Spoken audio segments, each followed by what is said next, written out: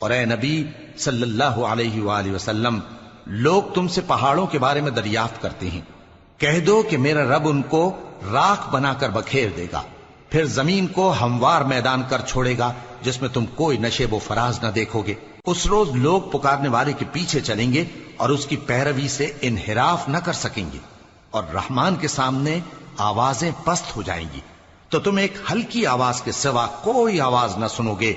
उस रोज किसी की सिफारिश कुछ फायदा न देगी मगर उस शख्स की जिसे रहमान इजाजत दे और उसकी बात को पसंद फरमाए। जो कुछ उनके आगे है और जो कुछ उनके पीछे है वो उसको जानता है, और वो अपने इल्म से अल्लाह के इल्म का इहाता नहीं कर सकती।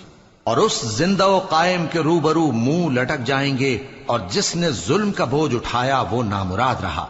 और जो नेक काम करेगा और मोमिन भी होगा तो उसको न जुल्म का खौफ होगा और न नुकसान का।